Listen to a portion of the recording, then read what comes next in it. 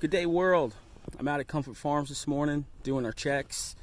We know that the spring, we're going into summer, and one of the biggest things that we have to contend with are bugs and growing organically. We do a little bit better than organic on Comfort Farms. We try not to use any pesticides whatsoever. We know it's difficult. We're prepared to lose at least 25% of our crop, because that's just how it is. Mother Nature is going to try to do her best to live in this world the same way that we are, and we're just pawns in this environment. So we have to adjust and we have to adapt. But one of the things that we're going to address this morning is squash bugs. Squash bugs right now, if you're growing, they are hitting your squash pretty hard.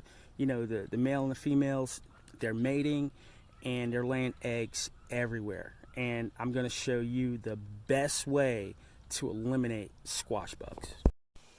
So what we have here, we do all of our gardens, or we garden in raised beds. And right now what we have over 100 raised beds on the property, and that way we can specifically control the variety that we're growing with. If we want to do seeds, if we want to be able to pay attention, this is an 4 by 8 foot raised bed that comes up about 22 inches or so. So we have a lot of organic material in there for our plants to thrive.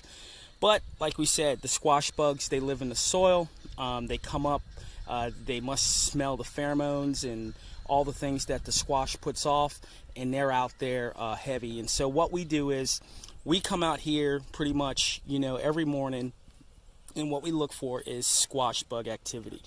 And one of the things that squash bugs like to do is, I don't know if you can see this right here, okay, they like to lay eggs in the crook of the plant, okay?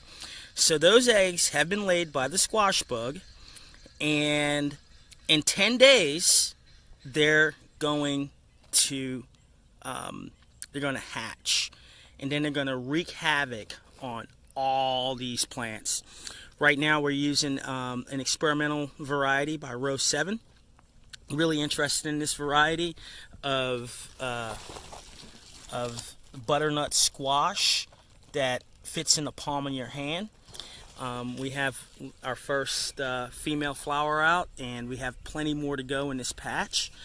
But yeah, so one of the things that I like to do when I come in here, I'm not going to use any chemicals.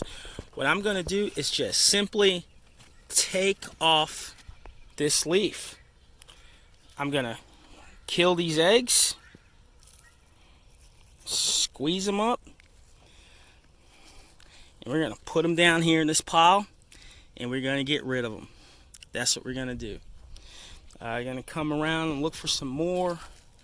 Let's see what we got. Yep, there we go. We got another one over here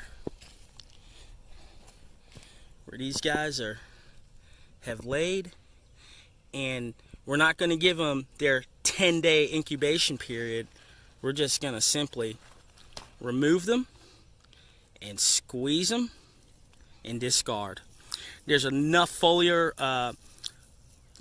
plant activity on each one of these plants for them to get the nutrition from the sun.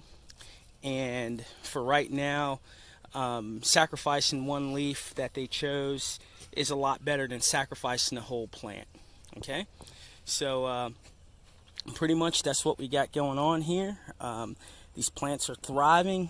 They're pushing out. I'm looking at all the nutritional growth that's pushing through these plants, and yes, we've been removing the leaves that had any type of squash bug activity on them, and we do that to all of our squash. All of our squash is how we rock and roll on that. So hopefully these guys won't get the pressure that they've done in the past with regards to any type of squash bug activity. So you got to be on it.